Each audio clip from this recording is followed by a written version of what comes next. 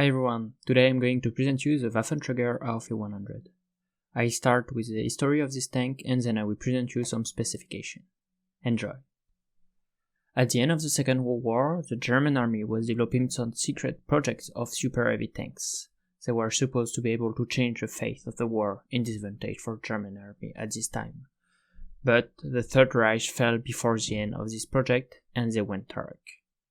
The Waffenträger is a creation of the game World of Tanks, based on the plans of some of these projects. It is composed of the hulls of the mouse, and on the top we can find an AA turret.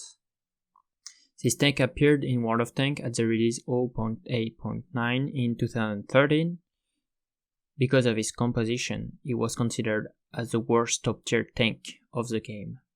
After several changes, it was finally replaced by the Grill 15 on the release 0.9.15 in 2016. Even if I never played with it, it was my favorite tank of the game because of its characteristics and its design.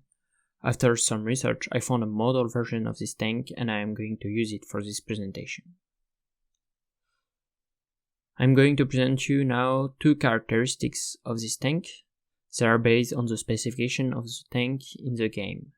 I will also give you some comparison of other tanks to help you understand this tank. So the Waffenträger was equipped with a gun of 128mm autoloader with a burst of 5 shells. It was able to fire all its shells in 10 seconds at its target and then disappear for the reload. World of Tanks is based on a system of hit points. It defines the amount of damage the tank can receive before being destroyed.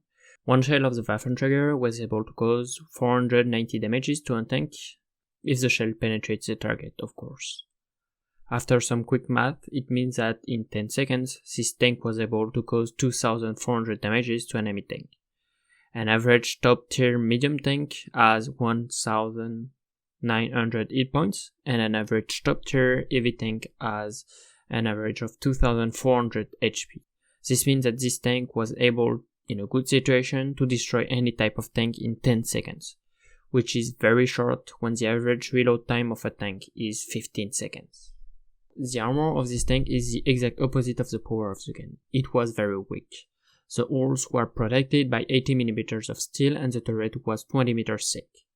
At this, you had to add that the turret of this tank was giant and very hard to hide.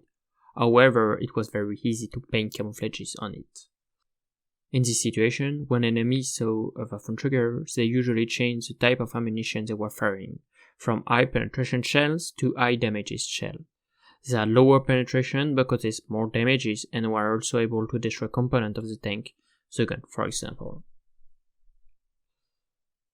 So this tank was a monster. At the beginning of the battle, it was able to destroy the first tank that appeared in front of him in 10 seconds, and then he had to hide for 1 minute 30 seconds for the reload. During this reload, it was a free target, unable to fight back, and really hard to hide because of his size. I never played this tank, even if I wanted, it was removed before I had a chance to access it. I like this tank's characteristics, but even more its style. The back turret, open at the end, and the holes put this tank in the first place in my heart. I hope you enjoy this presentation. If this is the case, you can show it by putting a like, commentary, and on this I say à la prochaine.